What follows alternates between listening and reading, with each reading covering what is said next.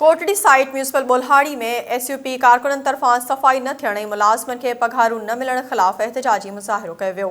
कोटड़ी मां दीदार अली मल्हा जी रिपोर्ट मूजिबि एसयूपी तरफ़ां शमशाद मीणो, ख़ालिद लाशारी, अब्बास चांडियो, नदीम चांडियो ऐं ॿियनि जी अॻवाणी में एडमिनिस्ट्रेटर इमरान घुमरो ख़िलाफ़ सख़्त नारेबाज़ी कई वई। उन मौक़े ते मीडिया सां ॻाल्हाईंदे अॻवाणनि चयो त जॾहिं खां इमरान घुमरो म्यूनिसिपल बोल्हाड़ी में आयो आहे तॾहिं खां साइट एरिया में सफ़ाई न थी आहे। हुन मुलाज़िमनि जी पघारूं बंदि करे छॾियूं आहिनि। हुननि आला इख़्तियारनि खां मुतालबो कयो त एडमिनिस्ट्रेटर इमरान घुमरो खे हटाए साइट में सफ़ाई सुथराई करे मुलाज़िमनि खे पघारूं जारी कयूं वञनि।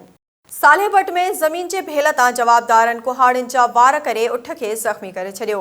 सालेपट मां नवाब अली जी रिपोर्ट मूजिबि सालेपट जे RD 186 वेझो ज़मीन जे भेल तां जवाबदारनि इक़बाल शंबाणी, मोरुद्दीन शंबाणी ऐं ॿियनि कुहाड़ियुनि जा वार करे उठ खे ज़ख़्मी करे छॾियो।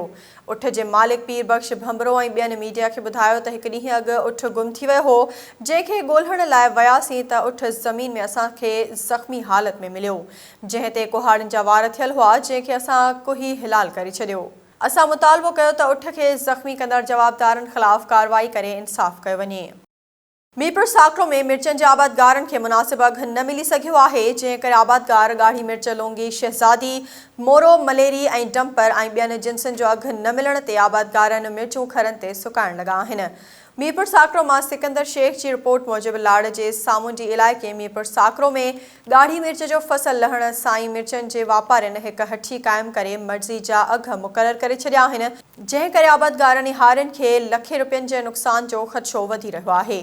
तालके साकरे जे आबादगारनि इतिहाद जे अॻवाणनि धणी बख़्श लाशारी, मजीद शेख, अली बख़्श मरी, नाना जान मोहम्मद शेख ऐं ॿियनि सहाफ़ियुनि सां ॻाल्हाईंदे चयो त असांजो ॻाढ़ी मिर्च जो फसल लहण सां मिर्चनि जे वापारियुनि मिर्चनि जो अघु किराए सस्ते अघ में मिर्च ख़रीद करण लॻा आहिनि, जंहिं करे आबादगारनि ऐं हारियुनि खे नुक़सान थी रहियो आहे। हुननि ज़राअत खाते जे आला इख़्तियारनि खां मुतालबो कयो आहे त आबादगार ऐं हारियुनि खे घणे नुक़सान मिर्चनि जा अघ वधाया वञनि। टंडो आदम में इंतिज़ामिया तरफ़ां रमज़ान बचत बाज़ार जा स्टॉल लॻाया विया आहिनि।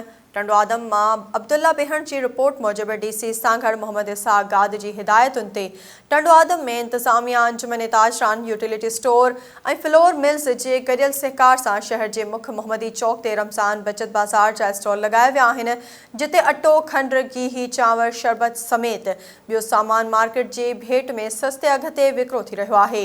उन मौक़े ते मुख़्तियारकार टंडो आदम रहम अली ज़रदारी बचत बाज़ार जो दौरो करे सामान जा अघ चेक कया। सहाफ़ियुनि सां ॻाल्हाईंदे मुख़्तियारकार टंडो आदम रहम अली ज़रदारी चयो त DC सांघड़ जी हिदायतुनि ते टंडो आदम में बि रमज़ान बचत बाज़ार जो स्टॉल लॻायो वियो आहे। असां अंजुमन ताजरान, यूटिलिटी स्टोर ऐं फ्लोर मिल्स जे सहकार सां अटो, खंड, गिहु, चांवर, दाल, फ्रूट, शरबत समेत आम वाहिपे जी शयुनि जा स्टॉल लॻाया आहिनि, जिते सामान मार्केट जी भेट में सस्ते अघ ते विकिरो थी रहियो आहे। सखर शहर जी तारीख़ में पहिरियों भेरो कम्युनिटी पुलिस तहत चैम्बर ऑफ कॉमर्स ऐं स्मॉल ट्रेडर्स एंड कॉटेजिस इंडस्ट्री जे गॾियल सहकार सां शहर में अमन अमान बरक़रार रखण लाइ 100 खां वधीक सिक्योरिटी गार्ड ऐं PQR रज़ाकार डिस्ट्रिक्ट पुलिस सां गॾु पंहिंजूं ड्यूटियूं सरअंजाम ॾियण शुरू करे छॾियूं आहिनि।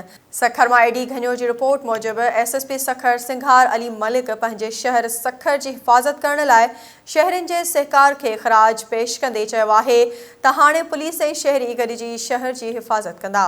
हुन चयो त कराची खां पोइ सखर खे सिंध जो ॿियो नंबर वापारी मर्कज़ आहे, जिते ख़ासि करे ईद जी ख़रीदारी लाइ बलोचिस्तान समेत अंदरून सिंध जे मुख़्तलिफ़ ज़िलनि मां माण्हू ईंदा आहिनि, जंहिं करे शहर जी सोढ़िन घिटिन जे करे तिजारती मर्कज़नि ते रश जे करे ट्रैफ़िक जाम थी वेंदी आहे ऐं शहरियुनि खे परेशानी जो मुंहुं ॾिसणो पवंदो आहे। हुन चयो त हिन भेरे कम्युनिटी पुलिसिंग, सिक्योरिटी गार्ड्स ऐं PQR रज़ाकार पुलिस सां गॾु ड्यूटियूं सरअंजाम ॾेई रहिया आहिनि।